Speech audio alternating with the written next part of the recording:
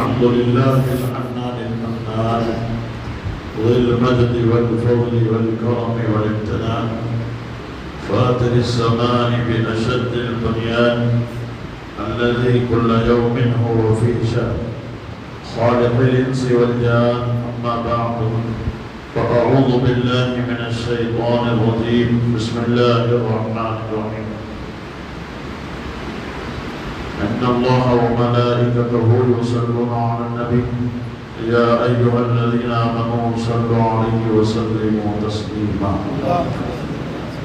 صدق الله العظيم وبلغنا رسوله النبي الأمين المتين الكريم ونحن على ما قال ربنا لمن الشاهدين والشاكرين والذاكرين والحمد لله رب العالمين.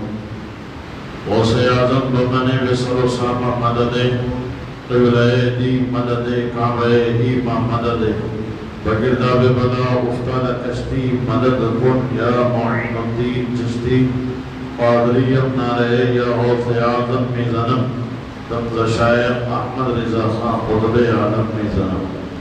آئیے ہمارا سب سے پہلے انتہائی عقیدت و محبت کے ساتھ ہمارے اور آپ کی ساری کائنات کے مرکز عقیدت حضور رحمت للعالمین شفیع المذنبین طٰہٰ و یاسین مالک لقاب امم نازش ہفت آسماں سیاح لامکہ عرب کے سورج عجم کے چاند اللہ کے پیارے ٹوٹے ہوئے دلوں کے سہارے آقائے نامدار مدنی تاجدار دونوں عالم کے مالک و مختار جناب محمد رسول اللہ صلی اللہ تعالی علیہ وسلم کی بارگاہ عظمت نشاں میں ہدیہ درود و سلام پیش کرنے کی سعادتیں حاصل کریں.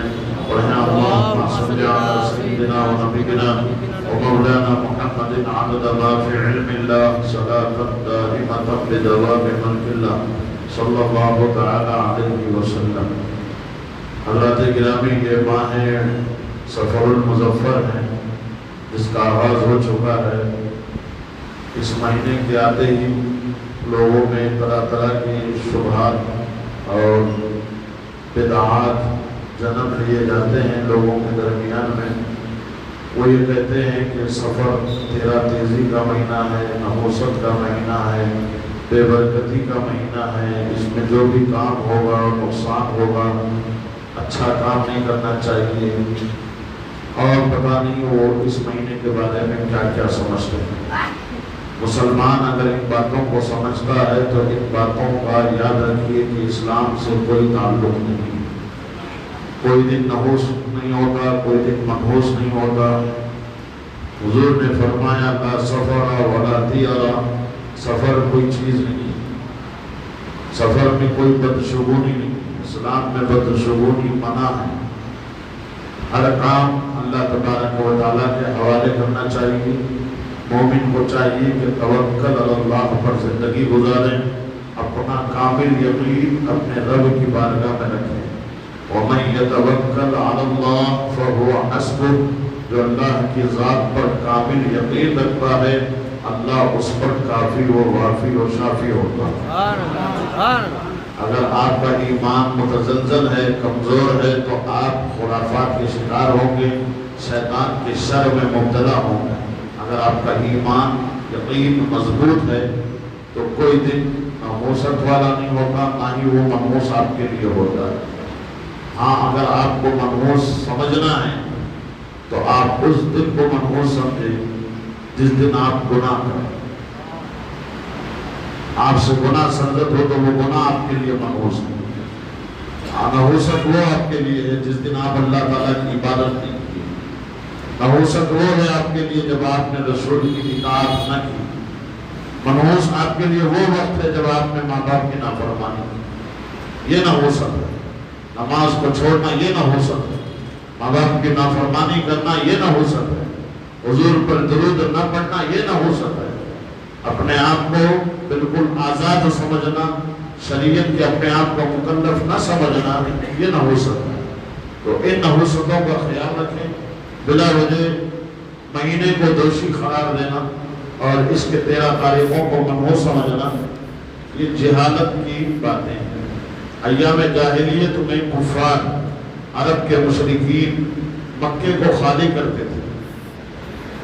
4 مہینے حرمت کے مانے جاتے تھے دور جاہلیت سے، جس میں جنگ و جدال، خوریزی، یہ سب ان کو منع تھا، وہ یہ پابندی سے اس پر عمل کرتے تھے۔ رجب میں، ذی قعدہ، ذی الحجہ، محرم، یہ 4 مہینے وہ خوریزی سے بچتے تھے، جنگ و جدال سے بچتے تھے، خاندانی لمبی دشمنی بھی ہوتی تو ان 4 مہینوں میں وہ جنگ نہیں کرتے، لیکن جیسے ہی سفر کا مہینہ آتا تو خوب جنگ و جدال کرتے اور اپنے علاقوں کو خالی کرتے، شہروں سے دور جاتے، اپنا کما لیا ہوا مال صرف کرتے، خرچ کرتے، خوب عیاشی کرتے، اور مکے کو، اپنی آبادیوں کو خالی کر کر کے باہر چلے جاتے۔ اس لیے اس کو سفر کہتے ہیں، سفر بھی کہتے ہیں، خالی ہو جانا، بالکل خالی ہونا۔ یہ اپنے مال سے خالی ہو جاتے، اپنے علاقے سے خالی ہو جاتے، اس لیے اس کو سفر کہتے ہیں۔ تو اس سے ہمارا کوئی مطلب ہی نہیں، نہ ہم جاہل ہیں، نہ دور جاہلیت میں ہمارا گزر ہو رہا ہے، ایمان ہمارے گھروں تک پہنچ چکا ہے، اسلامی تعلیمات ہمارے گھروں میں داخل ہو چکی ہے، تو ہمیں اسلامی تعلیمات پر عمل کرنا چاہیے، نہ کہ خرافات میں پڑھنا چاہیے۔ اللہ ہمیں اور آپ کو محفوظ رکھے۔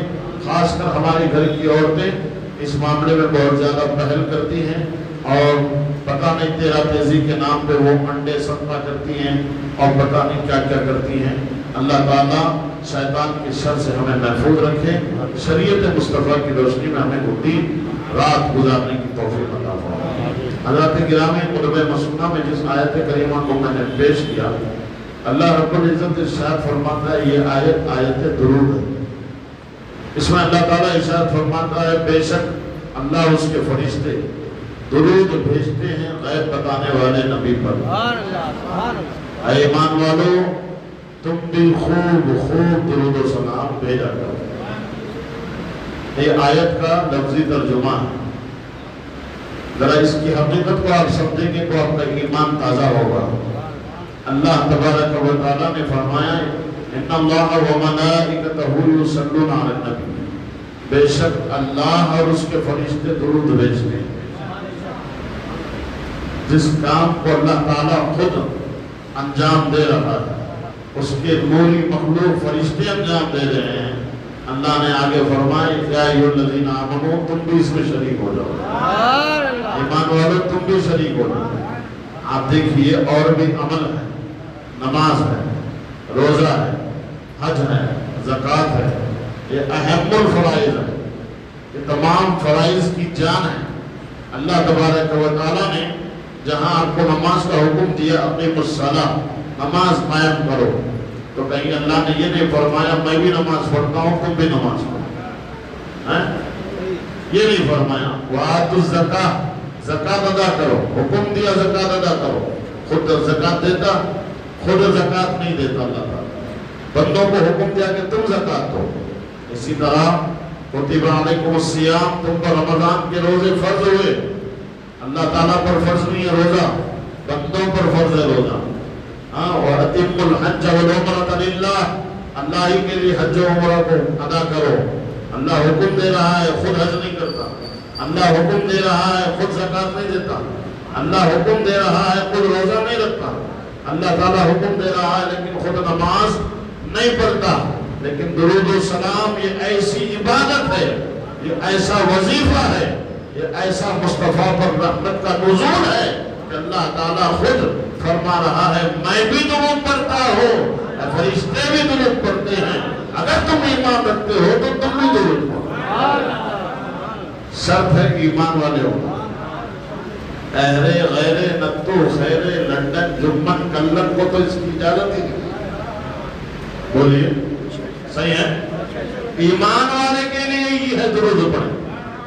اب جو درود پڑھنے سے اعتراض کرے، درود پڑھنے پر شکوہ کرے، اور جب کہیں کو پڑھتے، اب کہیں کو پڑھتے، تب کہیں کو پڑھتے، بیٹھ کے کہیں کو پڑھتے، کھڑے ہو کے کہیں کو پڑھتے، اللہ تعالیٰ نے تھوڑا وقت بتایا تو مجھے بتائیے۔ قرآن میں اللہ تعالیٰ نے مطلق کہا نا، سلو، خوب سے درود پڑھو، اور سلموا تسلیما، خوب سلام بھیجو۔ وقت متعین نہیں ہے کہ 1 گھنٹہ بھیجو، 2 گھنٹہ پڑھو، صبح پڑھنا، شام میں نہیں پڑھنا، دوپہر میں پڑھنا، सोते वक्त नहीं पढ़ना।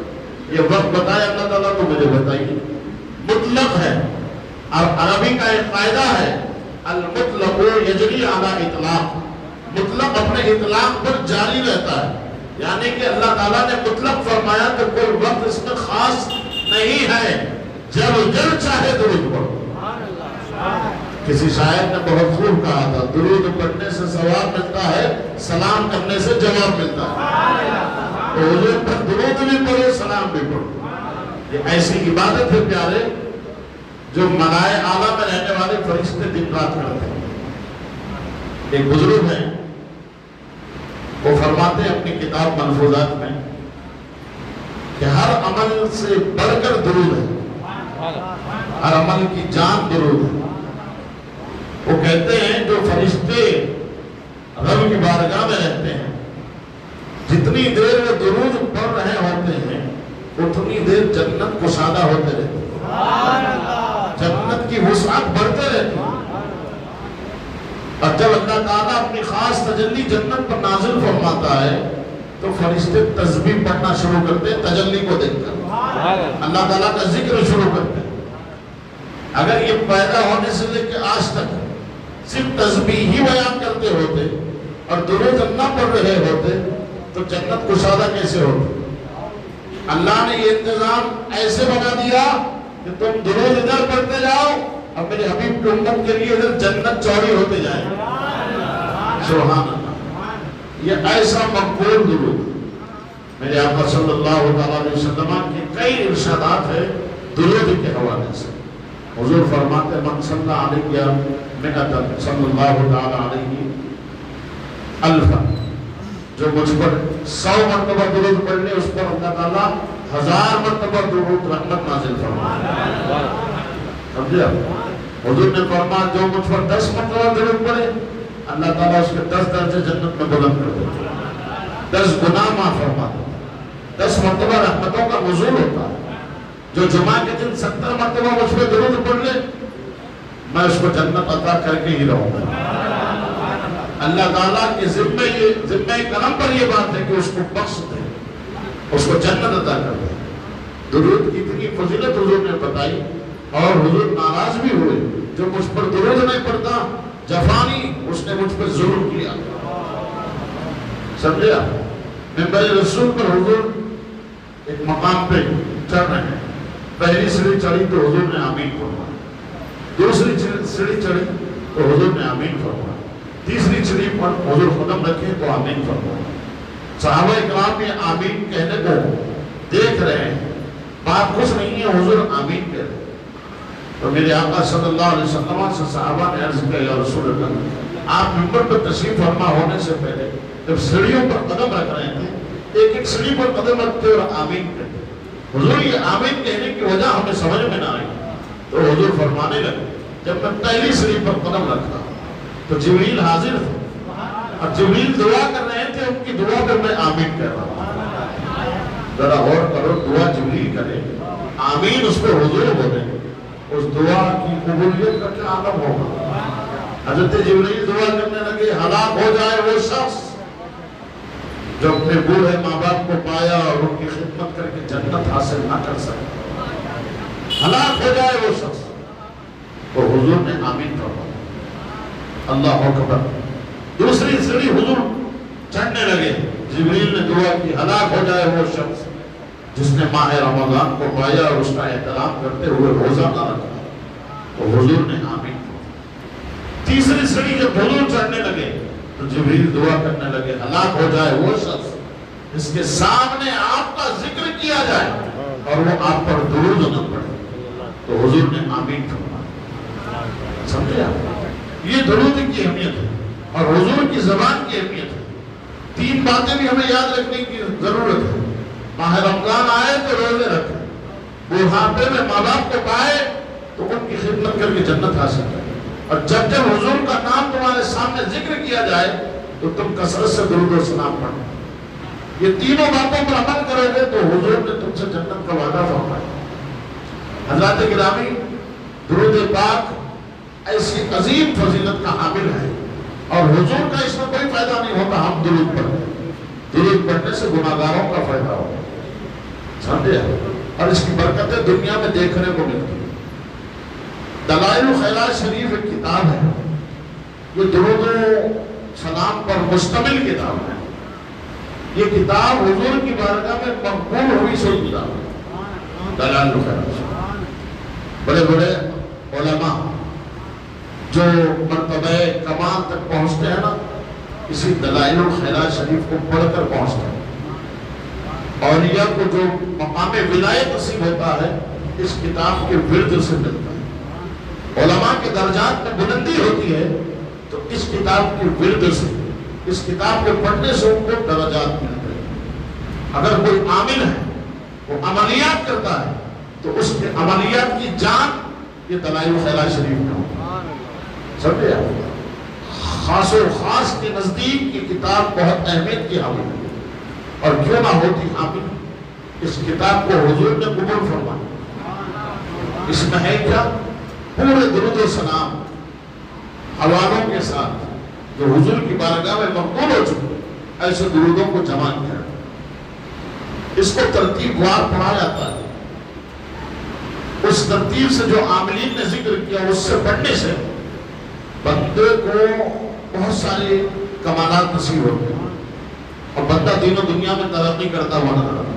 اور ہر کسی کے بس کی بات نہیں ہے اس کتاب کو پڑھنا، اس کے لیے بڑے بڑے علماء سے، بڑے بڑے صوفیہ سے اجازت لینا پڑتا ہے۔ تو ایسے دلائل الخیرات شریف کی کتاب ہے، اس کے لکھنے والی شخصیت ہے حضرت امام جزوری رضی اللہ عنہ۔ یہ وہ بزرگ شخصیت ہے، آپ سے شاید اس سے پہلے بھی ذکر کیا ان کے حوالے سے کہ آپ جو دلائل الخیرات شریف لکھے ہیں اس کا سبب آپ نے کتاب میں بیان کیا کہ میں مسافر تھا، سفر کی حالت میں تھا، ایک جگہ میں پہنچا، نماز عصر کا وقت بالکل قریب القدم تھا، ختم ہونے والا تھا، عصر میں نے اب تک نہیں پڑھی تھی، تو میں ایسی جگہ پہ رکا جہاں ایک کنواں تو تھا لیکن نہ اس کے پاس پر ڈول تھی، نہ رسی، نہ پانی لینے کی کوئی چیز وہاں پر۔ اب پانی نکالوں تو کیسے؟ حکم یہ ہے کہ پانی کے موجود ہوتے ہوئے تیمم کرنا جائز نہیں، مگر پانی نکالوں تو کیسے نکالوں؟ یہ سوچ ہی رہے تھے، ادھر نماز کا وقت نکلتا جا رہا ہے، ایسے کشمکش میں آپ ادھر ادھر دوڑنے لگے، تلاش کرنے لگے کہیں ڈول مل جائے، کہیں رسی مل جائے، کہیں کوئی برتن مل جائے تو پانی نکال لوں۔ تو آپ نے کیا دیکھا؟ ایک لڑکی آئی دوڑتے ہوئے، کہا آپ کیوں پریشان ہیں؟ کہا نماز کا وقت نکلا جا رہا ہے اور میرے پاس میں پانی نہیں ہے، پانی اس کنویں میں ہے، نکالنے کے لیے نہ ڈول ہے نہ رسی۔ تو وہ لڑکی جو آئی تھی اس نے اپنے منہ سے تھوک نکالا اور اس کنویں میں چھنک دیا، جیسے ہی اس نے تھوک کو چھنکا کنویں کا پانی خود بخود اوپر آیا، خود بخود اوپر آیا۔ جب پانی اوپر آیا امام جزولی نے وضو کیا، نماز ادا کی، اس لڑکی سے کہا تیرے تھوک میں یہ کمال کیسے پیدا ہوا؟ مجھے حیرت ہوتی ہے دیکھ کر، میں وقت کا اتنا بڑا عالم، میرے اندر یہ کمال نہیں اور تیرے اندر یہ کمال کیسے آیا؟ تو اس نے کہا حضور پر درود پڑھنے کی برکت سے، میں حضور پر درود پڑھتی، اس کا یہ اثر ہے کہ میں جیسے ہی پانی میں تھوکتی وہ پانی کھارا ہو تو میٹھا ہو، نیچے ہے تو اوپر آ جائے۔ یہ درود پاک کی فضیلت اور اہمیت ہے۔ آپ نے جب اس لڑکی سے سنا درود پڑھنے سے یہ کمال ملتا ہے تو آپ کو شوق پیدا ہوا، آپ نے ایسے درودوں کو جمع کیا اور حضور کی بارگاہ میں پیش کیا، وہ درود اتنے مقبول ہوئے کہ آج آپ کی کتاب زمانے میں مقبول ہو گئی۔ اور جب آپ کا وصال ہوا، زہر کے اثر سے آپ کا وصال ہوا، سجدے میں، حالت سجدہ میں آپ کی روح پرواز ہوئی، آپ کو آپ جس مسجد آپ نے بنائی تھی اسی مسجد کے صحن میں آپ کو دفن کیا گیا۔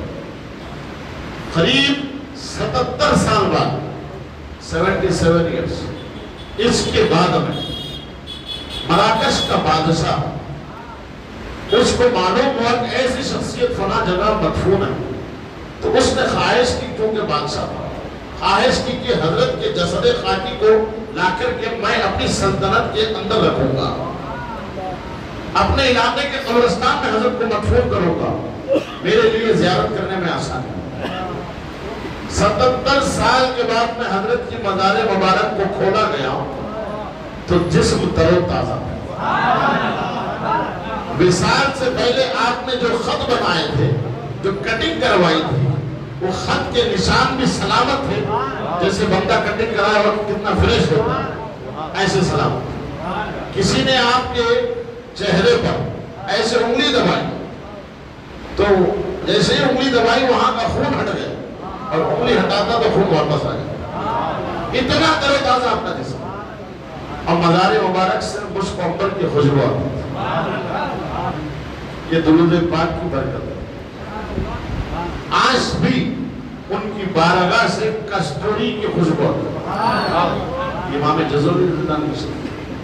تو درود پڑھنے سے یہ صلاح ملتا ہے، درود پڑھنے سے رب کی بارگاہ میں مقبولیت ملتی ہے۔ اللہ تبارک و تعالیٰ کو راضی کرنا چاہتے ہو تو خوب حضور پر درود پڑھو، حضور پر جتنا تم درود پڑھو حضور بھی راضی ہوں گے، حضور کا رب بھی راضی ہوگا۔ اور حضور فرماتے ہیں جس نے مجھ پر درود پڑھ لیا اتنے مرتبہ، دن میں 100 مرتبہ، تو کتب اللہ علی عینیہ، اللہ تعالیٰ اس کی دونوں آنکھوں کے درمیان لکھ دیتا ہے، سبحان اللہ، کیا لکھتا ہے؟ براءۃ من النار و براءۃ من النفاق۔ یہ بندہ جو درود پڑھنے والا ہے یہ جہنم سے بھی آزاد ہے اور نفاق کی بیماری سے بھی آزاد ہے، سبحان اللہ۔ پھر اتنا ہی نہیں، جب مرے گا نا تو عام موت نہیں ملے گی، شہادت کی موت ملے گی، سبحان اللہ۔ حضرت عمر ابن خطاب رضی اللہ تعالیٰ عنہ فرماتے ہیں تم اپنی دعاؤں کو رب کی بارگاہ میں مقبول کرانا چاہتے ہو تو دعا سے پہلے درود پڑھو، دعا کے بعد درود پڑھو، دونوں کے بیچ میں دعا کرو، دونوں درودوں کے بیچ میں دعا کرو۔ تو ایسا رب کی ذات سے میں امید نہیں کرتا کہ وہ اوپر کی چیز کو قبول کر لے، نیچے کی چیز کو قبول کر لے، بیچ کی چیز چھوڑ دے، ایسا رب کی رحمت سے امید نہیں ہے، بلکہ درود اوپر بھی پڑھو، درود نیچے بعد میں بھی پڑھو، بیچ میں دعا کرو، اس درود اور اس درود کے صدقے میں تیری دعا قبول ہو۔ آئی بات سمجھ؟ یہ درود پاک کی اہمیت۔ حضرات گرامی، ہم درود پڑھتے ہیں تو کچھ لوگ اعتراض بھی کرتے ہیں، تم یہاں ہیں، حضور مدینے میں ہیں، تم یہاں سے درود پڑھے تو کیا حضور سنتے ہیں؟ ایسی بات بے تکی باتیں کرتے ہیں۔ پہلے تو ہم عاشق رسول ہیں، ہاں الحمدللہ، ہمارا یقین اور ایمان اور وجدان یہ ہے، کیا ہے؟ دور و نزدیک کے سننے والے وہ کانے لالے کرامت پہ لاکھوں سلام۔ اور ایک بات، یہ تو اعلیٰ حضرت کی سیر کی روشنی میں نے بتایا، قرآن شریف کہتا ہے النبی اولا بالمؤمنین من انفسہم، نبی تمہاری شے سے بھی زیادہ قریب، تمہاری جانوں سے بھی زیادہ تمہارے قریب، تمہارے جانوں سے بھی زیادہ حضور تمہارے قریب ہے، سبحان اللہ۔ حضور اتنے قریب ہے کس سے؟ النبی اولا بالمؤمنین، مومنین کی جانوں سے قریب، ہر کسی کی جان کے قریب نہیں ہے، مومنین کی جانوں سے قریب۔ تو مومن ہی کو حق ہے، میاں ہم حضور سے دور ہیں، حضور ہم سے دور نہیں، ہم حضور سے دور ہیں، حضور ہم سے دور نہیں ہے۔ ہم یہاں درود پڑھتے ہیں، یقیناً حضور ہمارا درود سنتے ہیں، اور حضور فرماتے ہیں تم ایسے ہی درود پڑھو تو ایسے ہی پڑھے جانے والے درود کو فرشتے پہنچاتے ہیں میرے تک، لائٹ لے کر کے ضابطے کی تکمیل پہ تم درود پڑھتے ہو تو اس درود کو فرشتے مجھ تک پہنچاتے ہیں، اور جب تم میری محبت میں ڈوب کر درود پڑھتے ہیں تو فرشتے نہیں پہنچاتے، میں خود تمہارا درود سنتا، میں خود تمہارا پڑھا ہوا درود سنتا، سمجھے؟ یہ حضور فرمان۔ اور دیکھو جب اعتراض کرنے والوں نے سلام پر اعتراض کیا، تم سلام کیوں پڑھتے؟ پہلے ہم پڑھتے تھے یا نبی سلام علیکم، یا رسول سلام علیکم، صلوات اللہ علیہ، ایک سلام پڑھتے تھے تو چڑھتے تھے لوگ، سلام کیوں پڑھتے ہو، سلام کیوں پڑھتے ہو؟ تو ہم نے کہا ایک سلام سے تو چڑھ رہا ہے، اعلیٰ حضرت نے لاکھوں سلام، مصطفیٰ جان رحمت پہ لاکھوں سلام، شمع بزم ہدایت پہ لاکھوں سلام۔ اب یہ لاکھوں سلام پڑھ رہے ہیں ایک سلام، لیکن آخر میں جوڑ رہے ہیں لاکھوں سلام، تو کیا لاکھوں پہنچتے حضور کی بارگاہ میں؟ اس پہ بھی اعتراض ہے۔ تو حضور صاحبہ دکن نے جواب دیا، کیا کہا تھا آپ نے؟ اگر کوئی شوہر اپنی بیوی سے غصے میں کہے جا تو اس پر 3 طلاق، کہا طلاق کا لفظ ایک مرتبہ اور لفظ 3 کو جوڑ دیا۔ کسی بھی مفتی سے جا کر کے پوچھو مولانا کتنی طلاق ہوئی، تو مولانا یہی کہیں گے 3 طلاق ہوئی۔ وہ اگر کہیں کہ میں نے تو طلاق کا لفظ 1 مرتبہ کہا، تو مولانا کہیں گے آخر میں 3 کیوں بولا؟ جب 3 بولا تو 3 ہی واقع ہو۔ جب دنیا کے معاملات میں اگر کوئی شوہر بگڑ کر اپنی بیوی کو 3 طلاق کہے، 1 طلاق کا لفظ استعمال کر کے لفظ 3 کو جوڑ دے، کہا جا تو اس پہ 3 طلاق، تو دنیا یہ کہے گی کہ اس پر 3 طلاق واقع ہوگی۔ اگر ہم عاشق حضور کی بارگاہ میں مصطفیٰ جان رحمت پہ لاکھوں سلام پڑھیں گے تو ایک کیسے پہنچے گا؟ یقین ہے لاکھوں پہنچے گا، لاکھوں سلام پہنچے گا۔ اب اعتراض کریں گے تو اس کا بھی جواب ہے، اب تک لاکھوں پہ بات تھی، اب اعتراض کریں گے تو ہم کہیں گے کعبے کے بدر الدجا تم پہ کروڑوں درود، پیدا کے شمس الضحا تم پہ کروڑوں درود، ہم نے خطا میں نہ کی تم نے عطا میں نہ کی، کوئی کمی سرورا تم پہ کروڑوں درود۔ آئی بات سمجھ میں؟ اعتراض کرنے والوں کا اعتراض جتنا بڑھے گا درود و سلام اتنا بڑھتا ہے، درود و سلام اتنا بڑھتا رہے گا۔ جلنے والے جلے، جل جل کے مرے، ہم کو اس سے مطلب نہیں۔ ہم کل بھی درود و سلام والے تھے، آج بھی ہے، انشاءاللہ مریں گے تو زبان پہ درود لے کے جائیں گے۔ حضرات گرامی یہ درود پاک ہے، اس کو پڑھنے کے عادی بنیں۔ اور اعتراض تو بہت سارے ہوتے ہیں، ہاں ہم سلام پڑھے تو اعتراض کرنے والے یہ کہتے تم حیدرآباد میں حضور مدینے میں تمہارا سلام سنتے کیا؟ حضور فرماتے جب قبرستان جاؤ تو سلام کرو، السلام علیکم یا اہل القبور، اے قبر والو تم پر سلام۔ عام قبرستان سے گزرو تو سلام کرو، اور حضور فرماتے مردے جواب بھی دیتے، سنتے نہیں تو جی جواب کیسے دیتے؟ بولیے۔ اور آپ کا عقیدہ کیا ہے؟ آپ حضور کے فرمان پر ایسے ڈٹ کے عمل کرتے ہیں، پورے قبرستان میں آپ گیٹ پر داخل ہوئے تو کہتے ہیں السلام علیکم یا اہل القبور، اے قبر والو تم پر سلام۔ کہتے ہیں کتنی زور سے، مائک لگا کر کہتے ہیں، چیخ کے کہتے ہیں، چلا کر کہتے ہیں؟ نہیں کہتے، کیا کہتے ہیں؟ دل سے، دل میں کہہ لیتے ہیں، تھوڑا سا ہونٹوں کو ہلا لیتے ہیں، لیکن یقین کیا ہے آپ کا؟ مردے سنتے ہیں، جواب بھی دیتے ہیں۔ تمہارے اندر یہ طاقت یہ کہ ان کے جواب کو سن سکتے، لیکن وہ جواب دیتے ہیں۔ عام مردے کی طاقت کا یہ عالم ہے، تو ان کو جو عظمت یہ ملی یہ کس کے صدقے میں؟ حضور کی سماعتوں کا عالم کیا ہوگا؟ اور ہم ہر خبر پہ جا کے الگ الگ سلام نہیں کرتے، السلام علیکم سلام علیکم سلام علیکم، ایک سلام کرتے ہیں اور یہ یقین کے ساتھ کہ سب کو پہنچ رہا ہے، سب سن رہے ہیں۔ عام مردے جب تمہارے سلام کو سنتے تو ہمارے سلام کو مدینے کے تاجدار کیوں نہیں سنتے؟ بولی۔ اب پھر سلام ہم بھی پڑھتے، سلام وہ بھی پڑھتے، آپ بولیں کہ وہ کیسے پڑھتے؟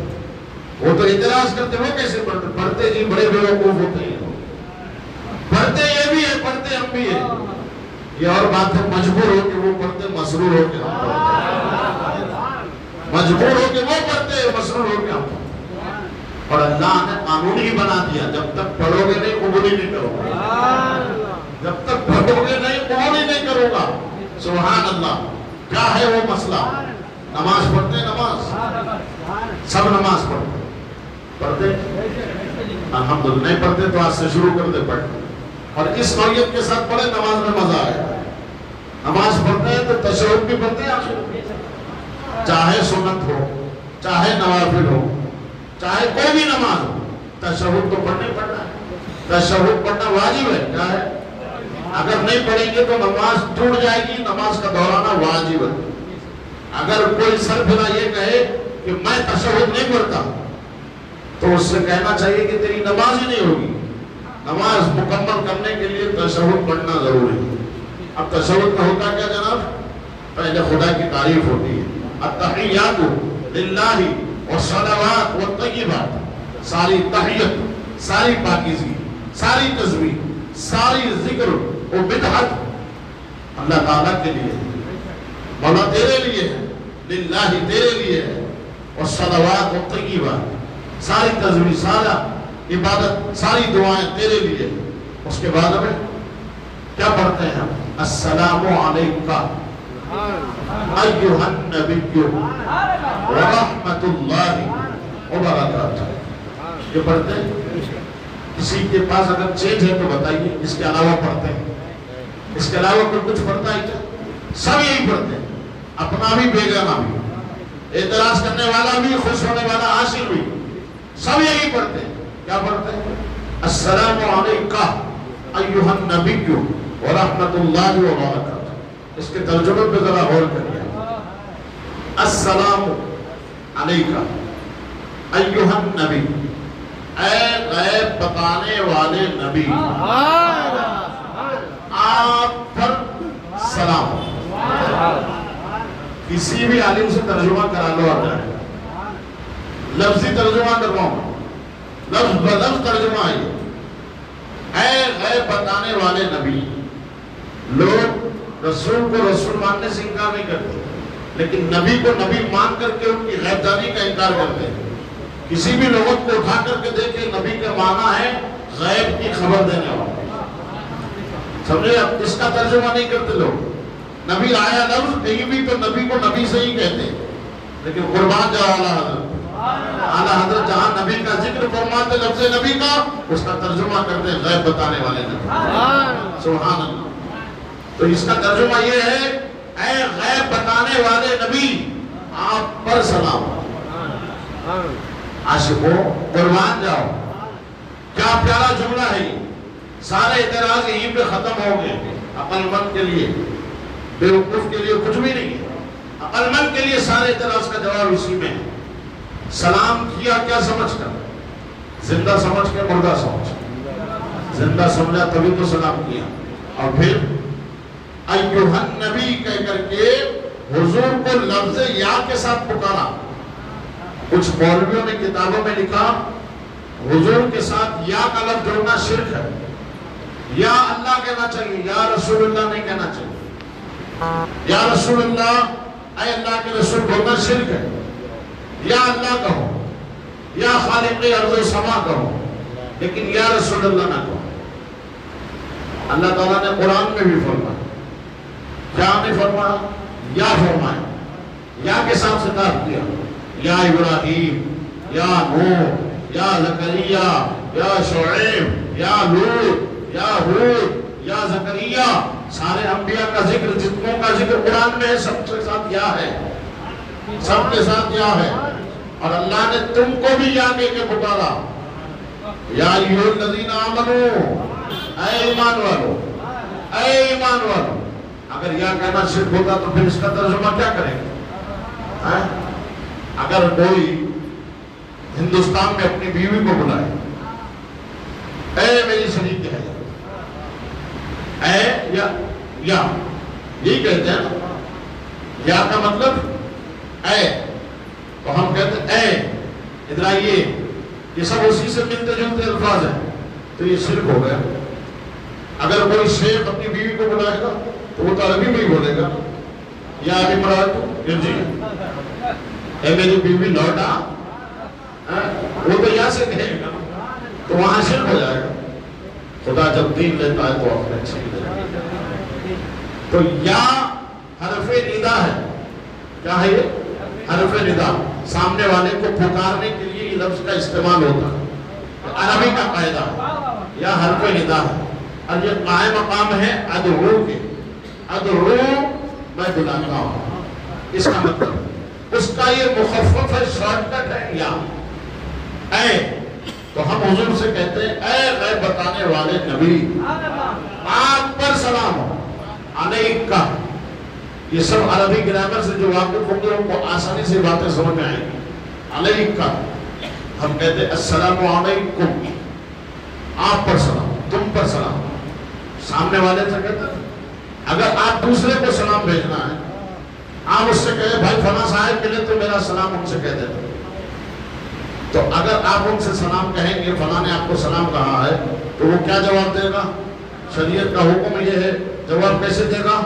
अलैका व अलैहिस सलाम, आप पर भी सलाम हो, जो मुझको सलाम भेजे उस पर भी सलाम, अलैका व अलैहिस सलाम, उस पर भी सलाम। समझे? अगर औरत सलाम भेजे तो औरत आकर के कह रही है तो उसको कहेंगे अलैकी व अलैहिस सलाम, तुझ पर भी सलाम हो, उस औरत पर भी सलाम। आई बात समझ में? उस वहां इस्तेमाल होता है जहां मौजूद ना हो, गायब हो, और इसका इस्तेमाल वहां होता है जहां करीब का मामला। हाँ, का लफ्ज़ का इस्तेमाल अस्सलामु अलैका, आप पर सलाम हो, इसका इस्तेमाल कब होता है? जब बंदा सामने मौजूद होता है। अस्सलामु अलैहि, उस पर सलाम हो, ये कब कहेंगे? जब बंदा दूर हो। समझ में आई बात आपके? अस्सलामु अलैका अय्युहन नबी, ऐ गैब बताने वाले नबी, आप पर सलाम। क्या मतलब है इसका? पूछो उलमा से। उलमा फरमाते हैं जब तुम इस जुमले पर पहुंचना ना, तो हुजूर को अपनी जान से भी ज्यादा करीब तसव्वुर करना। कुरान की आयत की रोशनी में नबी की औला बिल मुमिनीन मिन अनफुसिहिम, नबी तुम्हारी जानों से भी ज्यादा करीब है, इसको तसव्वुर करना, फिर नबी की बारगाह में सलाम पेश करना। मतलब क्या? नबी हमसे दूर नहीं है, नबी करीब है, इसीलिए तो अस्सलामु अलैका कहते। ऐ गैब बताने वाले नबी, आप पर सलाम। आई बात समझ में आपको?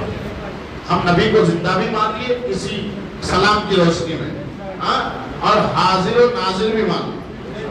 हाजिर है ना, इसलिए तो का कहा, गायब होते तो हा कहते, वो कहते, सामने मौजूद है इसलिए का कहा अरबी के हिसाब से। आप पर सलाम हो, उन पर सलाम हो नहीं, आप पर सलाम हो, इस लफ्ज को कहकर के हुजूर को हाजिर भी माना, या कहकर के ये भी मान लिया कि हुजूर को बुलाया जा सकता है, मदद के लिए पुकारा जा सकता है। इसलिए तो हम कहते हैं या रसूल अल्लाह उन्जुर हाल, ऐ अल्लाह के रसूल हमारे हाल पर नजरे करम फरमाइए। या हबीब अल्लाह, ऐ अल्लाह के हबीब, इस्मा कौलना, हमारे कौल को सुन लीजिए, हमारी बात को आप सुन लीजिए। इन्नना फी बहरी हम्मिन मुग़रक़ुन, या रसूल अल्लाह हम गमों के समंदर में डूबे हुए हैं। खुज़ यदी साहिल लना अश्का लना या रसूल अल्लाह, या अल्लाह के रसूल हमारे हाथ को पकड़ लीजिए और हमें इस दलदल से बचा लीजिए। जो हुजूर की बारगाह में मारूजा पेश करते नहीं करते, हम पेश करते हैं, तो क्या समझकर? हुजूर हमारी अल्लाह की अता से मदद करते हैं।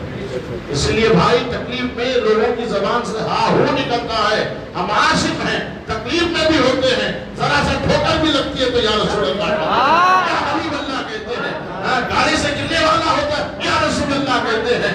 जिससे ज्यादा रिश्ता जिसका होता है, मुसीबत को उसी को याद किया जाता है। या अब्बा या अम्मी बाद में निकलता है, पहले या रसूल अल्लाह, या गौसे आज़म दस्तगीर, या गरीब नवाज निकलता है। ये अपने अपने मुक़द्दर की बात है। तुम्हारे मुक़द्दर में हा हो लिखा होगा, हमारे मुक़द्दर में या रसूल अल्लाह समझ में। तो हुजूर को या रसूल अल्लाह कह करके हाजिर भी माना और हुजूर को निदा दे करके बता दिया कि हुजूर जिंदा है, सलामत है, और नबी का तर्जुमा करके बता दिया गैब दाबी है। इतने सारे अकीदे को मानकर हम सलाम करते हैं। तो वहाबी से पूछो ये क्या समझ के सलाम करते हैं? किताबों में तो लिखते हैं नबी मर के मिट्टी में बन गए, उनको पीठ के पीछे की खबर नहीं, वो हाजिर और नाजिर नहीं है, दफन हो गए, हड्डियां भी बाकी नहीं है, माज़अल्लाह सुब्हान माज़अल्लाह, नक़ले कुफ्र कुफ्र नबाशत, ऐसे जुमले इन किताबों में लिख लिए। और नमाज आज ये भी पढ़ते हैं, तशहुद ये भी पढ़ते हैं, बाहर आकर के कहते हैं नबी को सलाम पढ़ना शिर्क है जी, नहीं पढ़ना चाहिए। अभी तू क्या करके आया मस्जिद में? अभी तू मस्जिद में क्या करके आया? देखो उस्ताद, मैं बहुत ये शेर कहता हूँ अक्सर, आपसे कह रहा हूँ मौके की नजाकत से, खुद अपनी जहल का ऐलान आम करते हो, समझ रहे हो? उर्दू आपने समझे तो कौन समझेगा? खुद अपनी जहल का, जहालत का ऐलान आम करते हो, गलत समझते हो, फिर भी ये काम करते हो। खुद अपने जहल का ऐलान نبی اگر نہ سنتے صدائے امت کی، آواز امت کی، نبی اگر نہ سنتے صدائے امت کی، تو پھر تم نماز میں کس کو سلام کرتے ہو؟ پھر تم نماز میں کس کو سلام کرتے ہو؟ آئی بات سمجھ میں آپ کے؟ تو اعتراض مت کرو، اس وقت نہیں پڑھنا چاہیے، اذان سے پہلے نہیں پڑھنا چاہیے، اذان کے بعد نہیں پڑھنا چاہیے، آواز سے نہیں پڑھنا چاہیے۔ شرک کیوں ہے بھائی؟ تم اپنا رشتہ کیسا ہے حضور سے کتنا مضبوط ہے بتا رہے ہو، اعتراض کرو۔ اعتراض مت کرو، درود پڑھنے پر خوش ہو۔ اگر تمہاری طبیعت سے ہر معاملہ چلیں گے تو تم کل کے دن یہ بولیں گے اذان مائک میں کہیں کو دیتے بند کرو، تو کیا بند کر دیں گے معاذ اللہ؟ خطبہ مائک میں کیوں پڑھتے بند کر دو تو بند کر دیں گے معاذ اللہ۔ یہ اسلامی شعار ہے میرے بھائی، اگر تم اس کو رواج نہیں دو گے تو کافروں کو تو بولنے کا موقع ہی ملے گا۔ لہذا تم اعتراض مت کرو، جو ہو رہا ہے غنیمت شمار کرو، ٹھیک ہے؟ اور جہاں تک اس کی دلیل کی بات ہے اذان سے پہلے درود پڑھنا اور اذان اور اقامت کے درمیان میں درود پڑھ کر کے لوگوں کو متنبہ کرنا، یہ آج کی کل کی بات نہیں ہے، 100 سال پرانی بات ہے۔ اس کو شریعت نے ایک اصطلاح دی ہوئی ہے، تصویب کہتے ہیں اس کو۔ کیا کہتے ہیں؟ تصویب۔ اذان اور اقامت کے درمیان لوگوں کو جگانے کے لیے مخصوص الفاظ کے ذریعے سے اعلان کرنے کو تصویب کہتے ہیں۔ یہ کوفہ کے بڑے بڑے علماء نے اس کو ایجاد کی۔ یہ ایسی بدعت نہیں ہے کہ جو سیاح کے زمرے میں آئے، جس کا ایجاد کرنے والا خود گناہگار، جس پر عمل کرنے والا خود گناہگار۔ یہ بدعت حسنہ ہے، جس پر عمل کرو گے اچھی نیت سے ثواب ملے گا، سمجھے؟ اور سب سے اچھے الفاظ کا استعمال کرنے کا حکم ہے، تو سب سے اچھے الفاظ کا استعمال اس سے بڑھ کے کیا ہو سکتا ہے؟ اگر کوئی مؤذن یہ کہے الصلاۃ والسلام علیک یا رسول اللہ، الصلاۃ والسلام علیک یا حبیب اللہ، الصلاۃ والسلام علیک یا نور اللہ، اس پہ اعتراض ہونا چاہیے؟ بولیے، نہیں ہونا چاہیے۔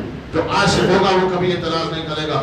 غداروں کے لیے جہنم بہت بڑی ہے، وہ وہاں جائے، جنت ہمارے لیے ہے انشاءاللہ۔ تجھ سے اور جنت سے کیا مطلب؟ وہاں بھی دور ہو، ہم رسول اللہ ہے کہ جنت رسول اللہ ہے۔